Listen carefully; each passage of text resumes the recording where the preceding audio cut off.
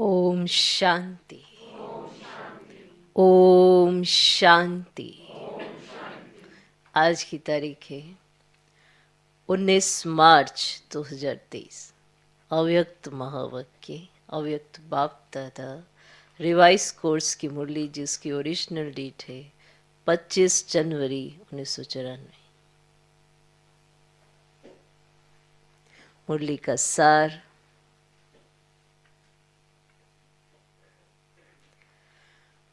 ब्राह्मणों की नेचर विशेषता की नेचर है। ब्राह्मणों की नेचर विशेषता की नेचर है। इसे नेचुरल समृद्धि स्वरूप बनाओ।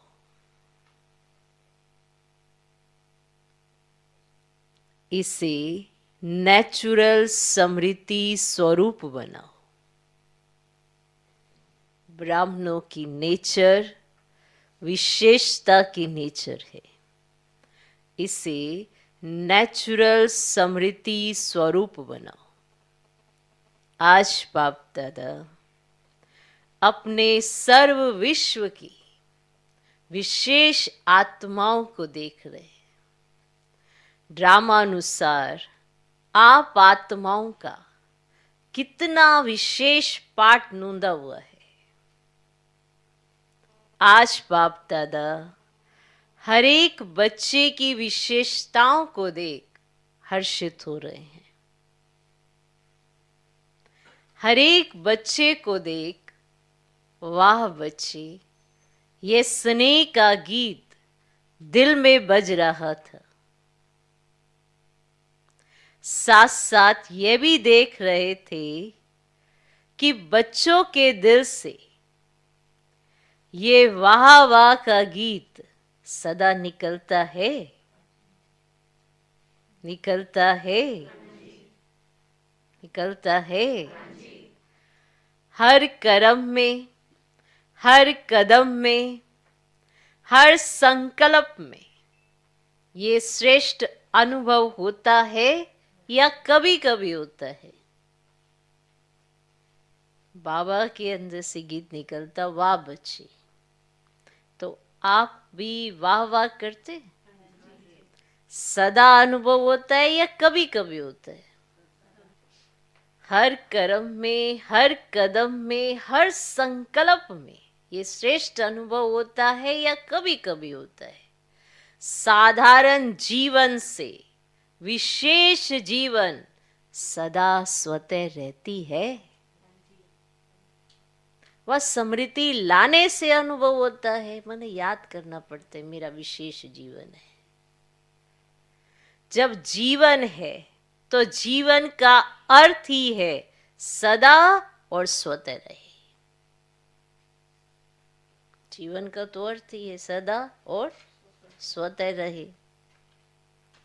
समृद्धि लाया, माना समृद्धि में लाया तो अनुभव किया, और समृद्धि में नहीं लाया तो विशेषता के बजाय साधारण जीवन अनुभव हो।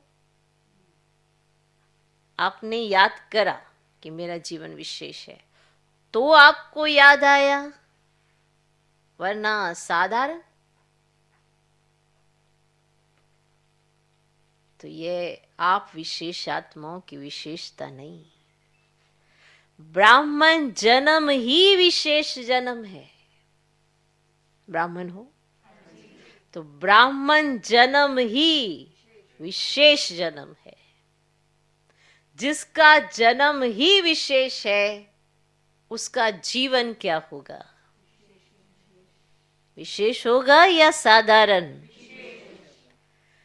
ब्राह्मण जन्म भी श्रेष्ठ, ब्राह्मण धर्म भी श्रेष्ठ, और ब्राह्मण कर्म भी श्रेष्ठ। ब्राह्मण जन्म भी श्रेष्ठ, ब्राह्मण धर्म भी श्रेष्ठ, और ब्राह्मण कर्म भी श्रेष्ठ।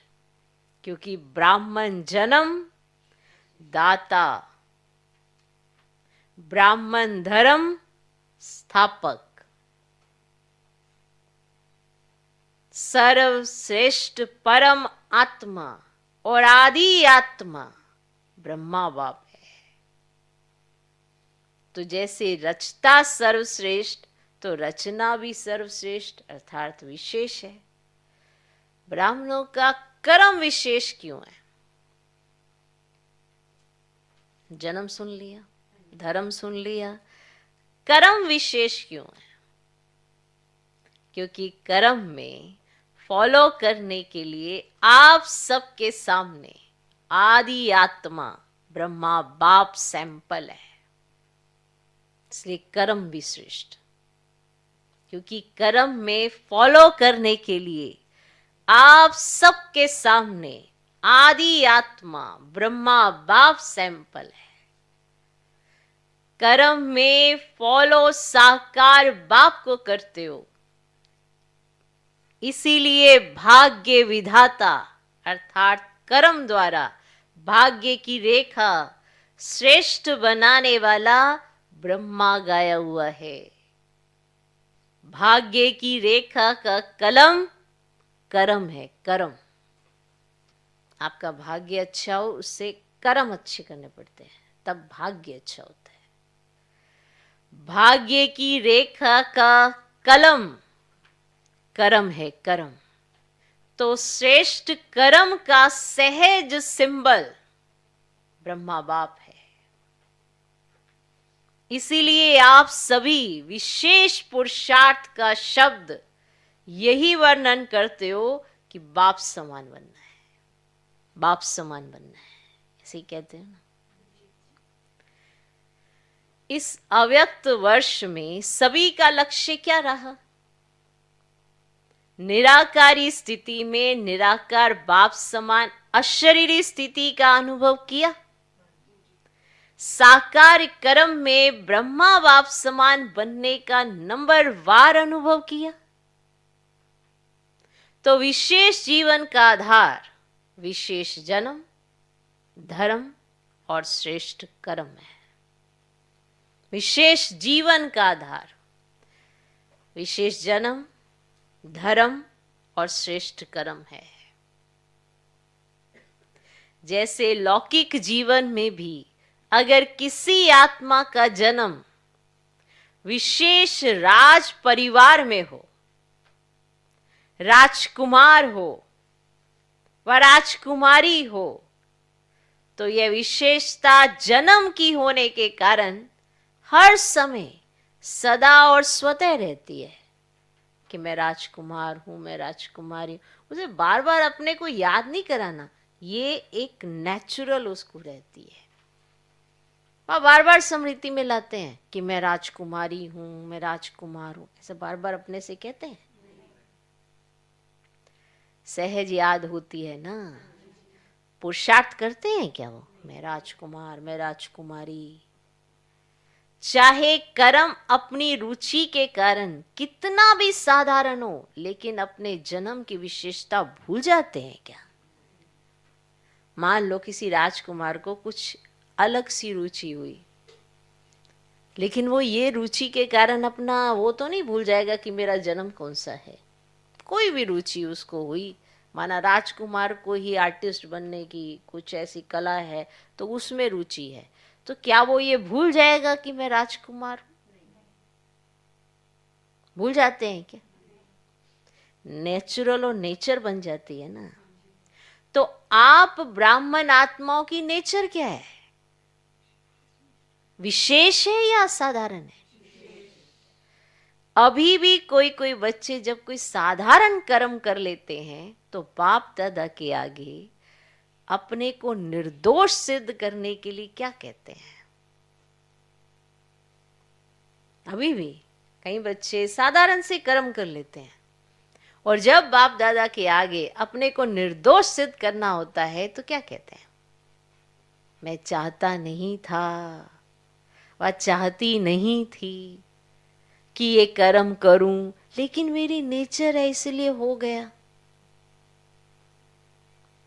वैसे ये कहना व सोचना यथार्थ है? है कि मैं तो नहीं चाहता था पर मेरी नेचर है ना ऐसे वाली, इसलिए हो गया। तो क्या ये सोचना और करना यथार्थ है? मैं कौन? ब्राह्मण जीवन वाले हैं ना। तो ब्राह्मण जीवन वाली आत्मा ये सोच सकती है कि ये मेरी नेचर है? ये कहना राइट है? मान लो कोई भी पुरानी नेचर आपकी ब्राह्मण जीवन में आ जाए तो आप ये कहें क्या करूं, मेरी नेचर है ना, इसलिए ऐसा हो जाता है मेरे से। क्या ये राइट है? तो उस समय क्यों बोलते हैं? उस समय ब्राह्मण नहीं बोलता, माया बोलती है। तो जैसे ये साधारण नेचर व मायावी नेचर नेचुरल काम कर लेती है ना, इसीलिए कहते हैं चाहते नहीं थे लेकिन हो गया। तो ब्राह्मण नेचर अर्थात विशेषता की नेचर भी नेचुरल होनी चाहिए। नेचुरल चीज सदा रह सकती है। तो विशेष जीवन की स्मृति नेचर के रूप में नेचुरल होनी चाहिए। वह कभी भूलना, कभी याद होना चलेगा?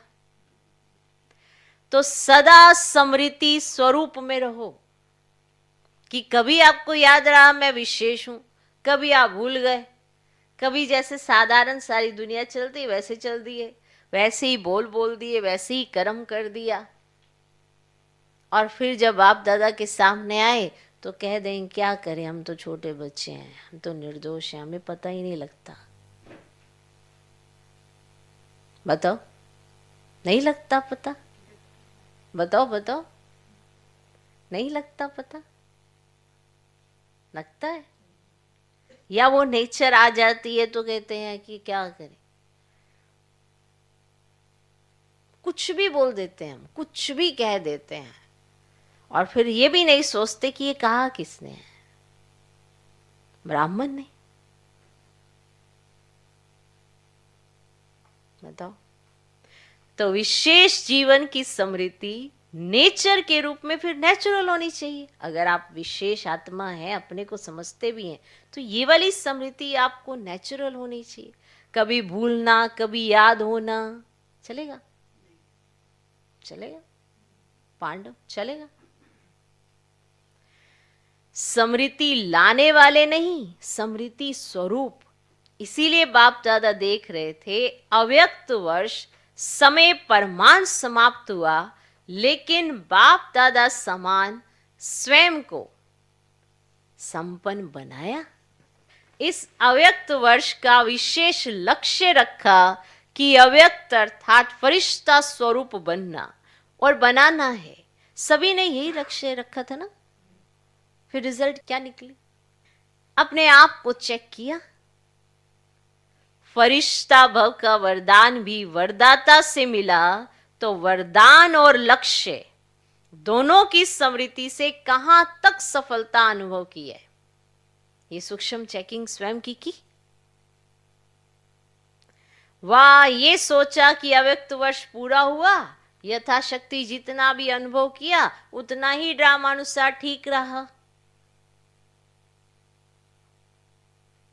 वर्ष परिवर्तन के साथ साथ स्व परिवर्तन की गति क्या रही, इस विधि से चेक किया तो वर्ष तो बदल गया, पर स्वयं को परिवर्तन करने की गति क्या रही, इस विधि से चेक किया। जैसे वर्ष समाप्त हुआ वैसे स्वयं लक्ष्य और लक्षण में संपन्न बने। वह ये सोचते हो कि इस वर्ष में और बन जाएंगे। समय और स्वयं की गति समान रही कि समय तो बदल रहा है, स्वयं कितना बदल रहा है। वैसे तो समय से भी स्वयं की गति तीव्र होनी चाहिए, क्योंकि समाप्ति के समय को लाने वाली आप विशेष आत्माएं निमित्त हो।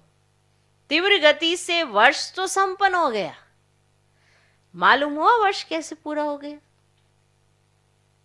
पता चला किसी को वर्ष कैसे पूरा हो गया? तो चेक करो, मुझ विशेष आत्मा की परिवर्तन की गति तीव्र रही व कभी तीव्र कभी मध्यम रही। चेक करो कि वर्ष बदल गया, पर मेरे बदलने का प्रोसेस कैसा है?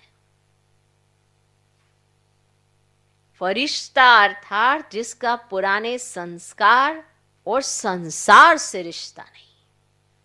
ठीक लो, भूल जाते ना बार बार। फरिश्ता अर्थात जिसका पुराने संस्कार और संसार से रिश्ता नहीं। तो चेक करो, पुराने संसार की कोई भी आकर्षण, पुराने संसार की कोई भी आकर्षण, चाहे संबंध रूप में, चाहे अपने देह की तरफ आकर्षण व किसी देहधारी व्यक्ति के तरफ आकर्षण, माने चाहे अपने देह की तरफ, कईयों का दूसरों में नहीं होता, अपनी देह की तरफ भी बहुत आकर्षण होता है, व किसी देहधारी व्यक्ति की तरफ आकर्षण, कोई वस्तु की तरफ आकर्षण, कितने परसेंट में रही? तो ये संसार हो गया। ठीक है, अब संस्कार, ऐसे ही पुराने संस्कार की आकर्षण, चाहे संकल्प रूप में, वृत्ति के रूप में, वाणी के रूप में, संबंध संपर्क अर्थात कर्म के रूप में, कितनी परसेंट रही? माना संसार में ये आकर्षण, संस्कार में ये आकर्षण, चाहे मन में आए, चाहे वाणी में आए, चाहे वृत्ति में आए, चाहे आप संबंध संपर्क में आते हो तब भी थोड़ा सा वो पुराना संस्कार आ जाता है, या कर्म में आ गया तो कितनी परसेंट में रही? फरिश्ता अर्थात डबल लाइट। तो निजी लाइट स्वरूप, स्मृति स्वरूप में कहां तक रहा? निजी लाइट स्वरूप है ना अपना, निजी लाइट स्वरूप और स्मृति स्वरूप में कहां तक रहा? मतलब आपको कितनी देर याद रहता है कि मैं एक लाइट, साथ साथ लाइट अर्थात हल्कापन, स्व के परिवर्तन के पुरुषार्थ में कहां तक लाइट अर्थात हल्के रहे? मन अर्थात संकल्प शक्ति में व्यर्थ को समर्थ में परिवर्तन करने में अर्थात व्यर्थ के बोझ को हल्का करने में कहां तक सफल रहे? इसी प्रकार व्यर्थ समय, व्यर्थ संग, व्यर्थ वातावरण, इस सब में कहां तक परिवर्तन करने में हल्के रहे? ये सारे परिवर्तन है, लिख लो। संसार में कोई आकर्षण तो नहीं, कोई संबंध के रूप में, चाहे देह की तरफ या देहधारी की तरफ या किसी वस्तु, ये हो गया संसार। दूसरा पॉइंट है पुराने संस्कार। पुराना कोई संस्कार, मानो बात बात में उत्तेजित हो जाना, ये पुराना संस्कार है। ब्राह्मणों का नहीं होता, लेकिन ये पुराना संस्कार है। जरा सी बात पे उत्तेजित हो जाना, जरा सी बात पे ऐसा हो जाना, तो ये पुराना संस्कार है। तो ये वाला संस्कार संकल्प रूप में कितनी बार आया कि एक आ रहा है संकल्प और अपने को कंट्रोल किया जा रहा है, ये कितनी बार हो रहा है? वृत्ति के अंदर की जैसे देखता, अब ये अंदर चल रहा है, अंदर माना वृत्ति से उसको सामने वाले को वाइब्रेशन भी देने मैंने ऐसे करके, तो गुस्सा भी आ रहा और आंखों से ऐसे बात भी कर ली है। एक होता संकल्प चलना, बैठे हैं संकल्प चल रहा, एक वृत्ति में आ रहा है तो आप वाइब्रेशन भी दे रहे हैं ऐसे करके। ठीक है, फिर आपके संबंध संपर्क में कोई आया, बातचीत हुई, तो वो वाला जो आवेश है अब थोड़ा सा हो भी गया कि अरे ब्राह्मण हर समय थोड़ा बना रह जाता है, तो थोड़ा सा वो भी दिखाना पड़ता है, तो इसमें भी आ गया। ओके, समझ रहे हो? अब वो कर्म में भी आ गया, क्योंकि वो वाली एक्टिविटी आपने अडॉप्ट भी कर ली है। तो बाबा पूछते हैं कि कितने परसेंट में रहा, कितने? या आप अपनी चेकिंग खुद करना। तो आप अपने निजी लाइट स्वरूप, स्मृति स्वरूप में कहां तक रहे? हल्के कितने रहे? हल्के रहे? कितना लाइट माइट रहे आप? कितना खुद को हल्कापन महसूस हुआ? स्व के परिवर्तन के पुरुषार्थ में कहाँ तक लाइट अर्थात हल्के रहे, मन अर्थात संकल्प शक्ति में, व्यर्थ को समर्थ में परिवर्तन करने में अर्थात व्यर्थ के बोझ को हल्का करने में कहाँ तक सफल रहे, कि अगर कोई संकल्प आ भी गया तो आपने उसे कितनी देर में चेंज किया। ऐसा नहीं संकल्प नहीं आते हैं, लेकिन कितनी देर में, आधा घंटा, पौना घंटा, 2 घंटे, कितनी देर के बाद, या उसी सेकंड आया, उसी समय ही आपने कोई ऐसे समर्थ संकल्प कर लिया और उसका स्टॉप कर दिया, कितनी देर में।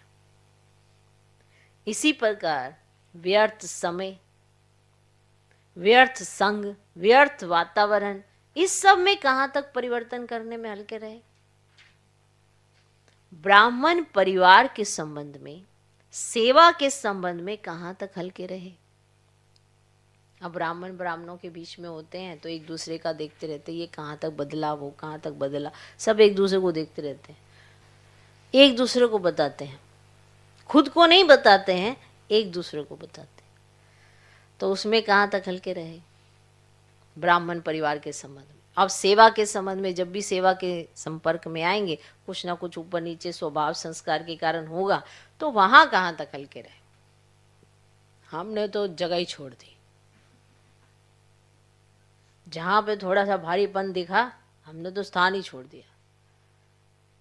तो ये जो सेवा के संबंध में कहीं स्थान छोड़ देते हैं तो वो प्रभावित है, क्योंकि वो स्थान छोड़ के खुद को न्यूट्रल करते हैं।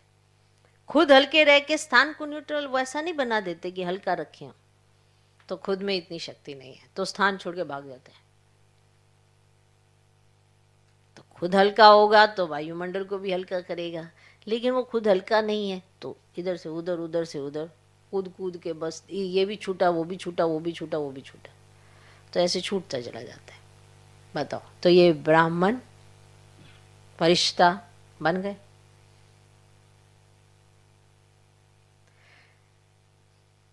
तो इसको कहा जाता है फरिश्तापन के तीव्र गति की स्थिति। अगर आप इस तरह से अपनी चेकिंग करते हैं, इस विधि से चेक करो और भविष्य के लिए चेंज अर्थात परिवर्तन करो। अपने ब्राह्मण जन्म की विशेषता को नेचुरल नेचर बनाना, इसको ही सहज पुरुषार्थ कहा जाता है। चलो, सहज पुरुषार्थ किसे कहते हैं?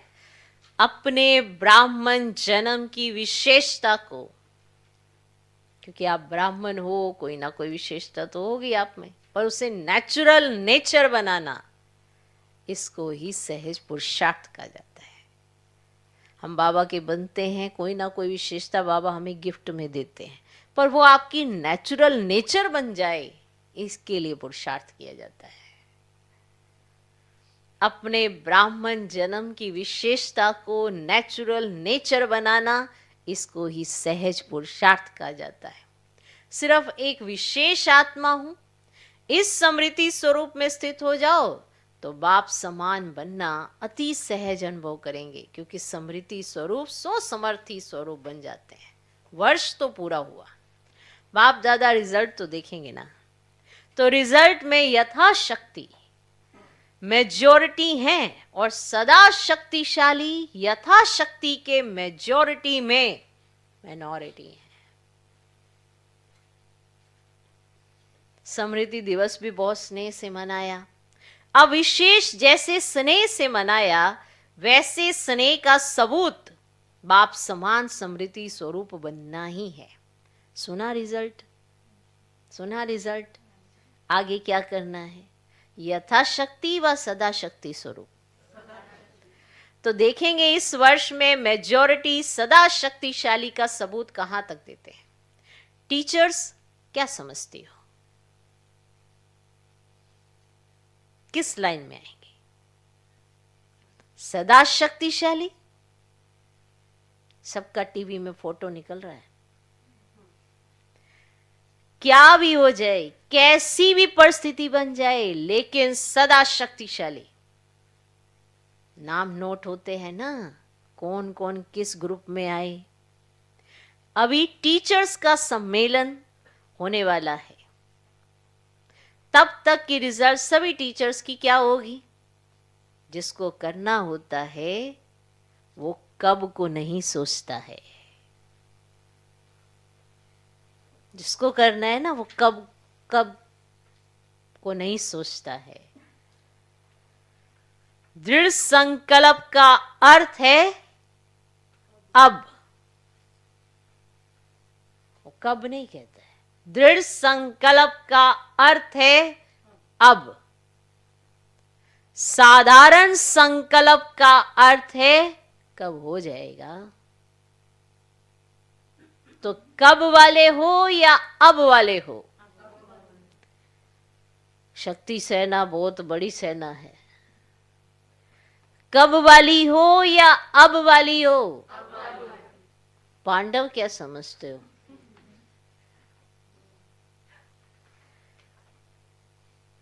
देखो नाम सबके नोट हैं, अब इनाम नहीं सुनाते हैं, आखिर वो समय भी आ जाएगा जो नाम सुनाएंगे। समझा। सबसे ज्यादा संख्या किस जोन की आई है देखेंगे। पंजाब, इंदौर, क्या कमाल दिखाते हैं। टीचर्स भी ज्यादा आती हैं, संख्या ज्यादा तो टीचर्स भी ज्यादा होती। पंजाब वाले नंबर 1 लेंगे या सेकंड। इंदौर भी नंबर 1 लेंगे। और कर्नाटक क्या करेंगे। कौन सा नाटक दिखाएंगे।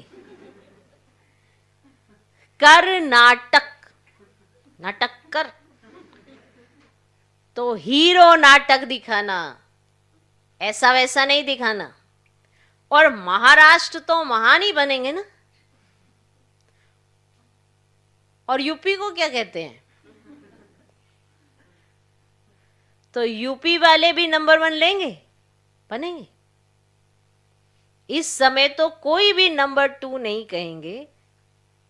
और राजस्थान तो है ही लक्की, जो राजस्थान में ही चरित्र भूमि है। हेडक्वार्टर राजस्थान में है ना। तो जहां हेडक्वार्टर है वो क्या बनेगा, हेड बनेगा ना। सभी खुशी से कह रहे हैं नंबर 1, लेकिन वहां जाकर ऐसे नहीं कहना कि क्या करें, कर ही नहीं सकते, चाहते तो नहीं लेकिन हो जाता है। ऐसी भाषा सोचना भी नहीं। अच्छा, डबल विदेशी भी सेवा में रेस अच्छी कर रहे हैं और रेस में नंबर 1 आना है ना। देश वालों को हिम्मत दिलाने में विदेश अच्छा निमित्त बना है। इस हिम्मत दिलाने के कारण एक्स्ट्रा मदद भी मिलती है, समझा। इसी को स्मृति में रख सहज बढ़ते चलो और बढ़ाते चलो। अच्छा, चारों ओर की सर्व विशेष आत्माओं को, सदा साकार ब्रह्मा बाप के श्रेष्ठ कर्मों को फॉलो करने वाले कर्म योगी आत्माओं को, सदा विशेषता को नेचुरल और नेचर बनाने वाली कोटों में कोई आत्माओं को, सदा दृढ़ संकल्प द्वारा विशेष जन्म धर्म और कर्म के समृद्धि स्वरूप आत्माओं को बाप दादा का विशेषता संपन्न याद प्यार और नमस्ते। हम रूहानी बच्चों की भी रूहानी बाप दादा को नमस्ते नमस्ते नमस्ते। Good morning good morning good morning. दादियों से मुलाकात। आप ब्राह्मण जितने संपन्न बनते जाएंगे उतना भविष्य में प्रकृति भी प्रगति को प्राप्त करेगी, क्योंकि प्रकृति समय प्रति समय अपना सिग्नल दिखा रही है। तो जितनी प्रकृति की हलचल उतनी अचल स्थिति प्रकृति को परिवर्तन करेगी। कितनी आत्माएं समय प्रति समय दुख की लहर में आती हैं, तो ऐसे दुखी आत्माओं का सहारा तो बाप और आप ही हो। तो रहम पड़ता है ना। जब समाचार सुनते हो तो क्या दिल में आता है। Nothing new. अपनी अचल स्थिति के लिए तो ठीक है। हम कहें ना कि अगर कोई समाचार सुनते हैं प्रकृति की उछल, ऐसे ऊपर नीचे उथल पाथल कुछ होती है, तो ये अपने लिए तो ठीक है, नथिंग न्यू। ये अपनी स्थिति के लिए तो ठीक है, लेकिन प्रकृति की हलचल से जब आत्माएं चिल्लाती हैं तो किसको चिल्लाती हैं? तो जब मर्सी रहम मांगते हैं तो आप लोगों को उनके रहम की पुकार पहुंचती तो है ना। ये छोटी छोटी आपदाएं और तड़फाती हैं। ब्राह्मण संपन्न हो जाओ तो दुख की दुनिया संपन्न हो जाए। तो रहम पड़ता है या नहीं? रहम पड़ता है तो फिर क्या करते हो? फिर भी ईश्वरीय परिवार के हैं ना। तो परिवार का कोई भी दुख सुख परिवर्तन करने का संकल्प तो आता है ना। जो दुख है उसे सुख में परिवर्तन करने का संकल्प तो आता है ना। कोई परिवार में बीमार भी हो तो क्या संकल्प होता है? कि जल्दी ठीक हो जाए। तो चिल्लाते चिल्लाते मरना और एक धक से परिवर्तन होना फर्क तो है ना। महाविनाश और रिहर्सल का विनाश फर्क है। महाविनाश अर्थात महान परिवर्तन, उसके निमित्त आप हो संपन्न बनेंगे तो समाप्ति होगी। तो जो परेशान है वो तो समझते हैं कि प्रत्यक्षता का पर्दा खुल जाए, लेकिन स्टेज पर आने वाले हीरो एक्टर संपन्न तैयार होने चाहिए ना। तब तो पर्दा खुलेगा कि आधे में खुल जाएगा। परिवर्तन की शुभावना को तीव्र करना अर्थात अपने को तीव्र गति से संपन्न बनाना। आप भी कभी कैसे होते हो, तो प्रकृति भी कभी बहुत तीव्र गति से कार्य करती और कभी ठंडी हो जाती। तो अभी क्या करना है? रहम की भावना इमर्ज करो, चाहे स्व प्रति चाहे सर्वात्माओं के प्रति होती है ना, लहर फैलाओ। रहम की भावना से विघ्न भी सहज खत्म हो जाएंगे। जहां रहम होगा वहां तेरा मेरा की हलचल नहीं होगा, आनी होगी। पूज्य स्वरूप मर्सीफुल का धारण करो, ठीक है ना। अभी ये लहर फैलाओ, हर संकल्प में मर्सीफुल। संकल्प में होंगे तो वाणी और कर्म स्वतः ही हो जाएंगे।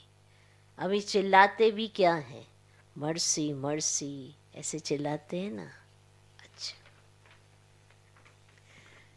अव्यक्त बाप दादा की पर्सनल मुलाकात। माया की छाया से बचने का साधन है बाप दादा की छत्र छाया। माया की छाया से बचने का साधन है बाप दादा की छत्र छाया। सदा अपने को बाप दादा की छत्र छाया के नीचे रहने वाली सदा सेफ आत्माएं अनुभव करते हो? सदा छत्र छाया है या कभी बाहर निकल जाते हो? या है बाप की छत्र छाया या है माया की छाया। तो माया की छाया से बचने का साधन है छत्र छाया। तो छत्र छाया में रहने वाले कितने खुश रहेंगे, क्योंकि बेफिक्र बादशाह हो गए ना। फिक्र है तो खुशी गुम हो जाती है। कभी भी देखो खुशी गुम होती है तो कारण क्या होता है?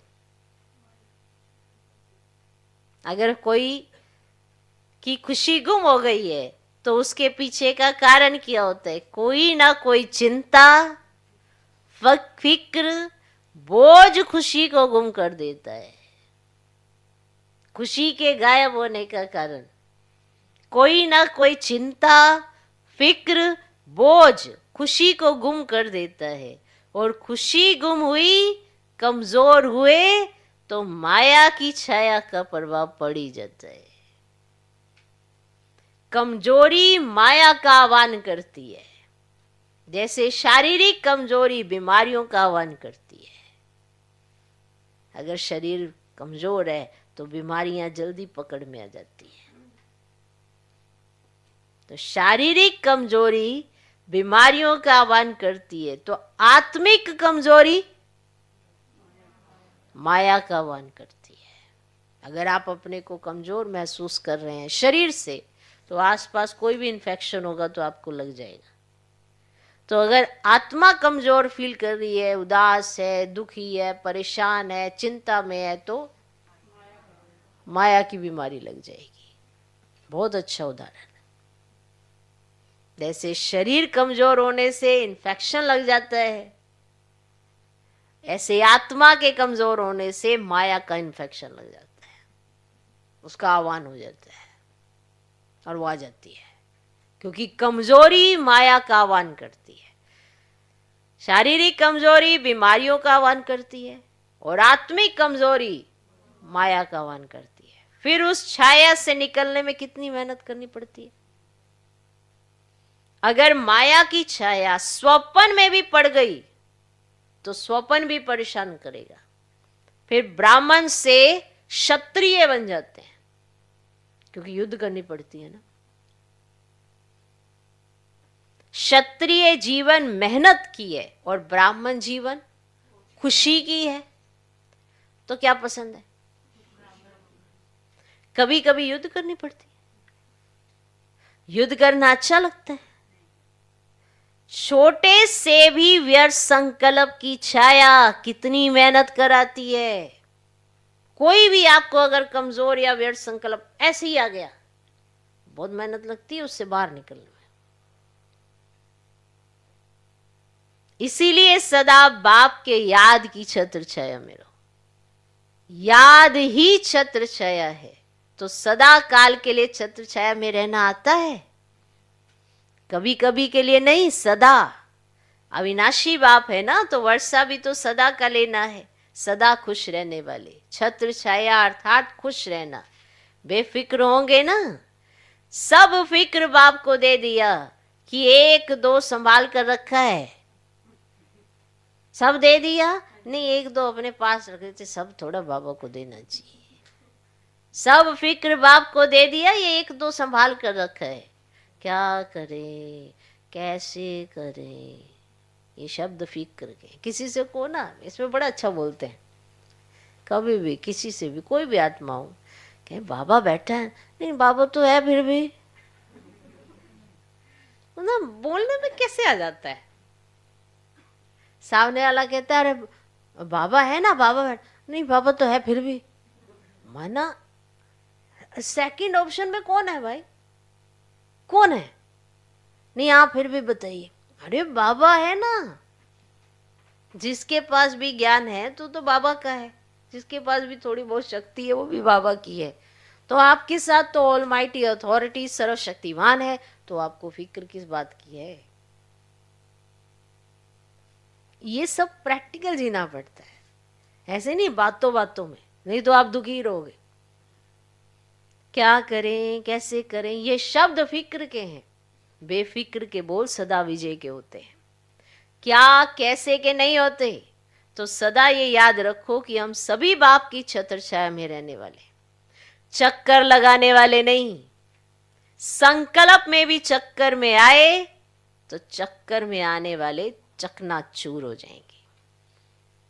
इसलिए संकल्प भी जो उत्पन्न होता है ना, उसकी हमेशा चेकिंग करो, अपने आप को वहां पे खड़ा करो, कौन सा संकल्प आ रहा है, ये कैसे आ सकता है।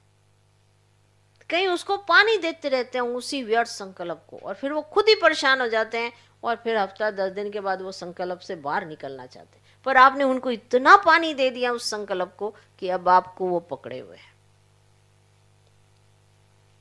इसलिए संकल्पों में शक्ति नहीं रहती है ना। संगम पर तो हर संकल्प शक्तिशाली होना चाहिए।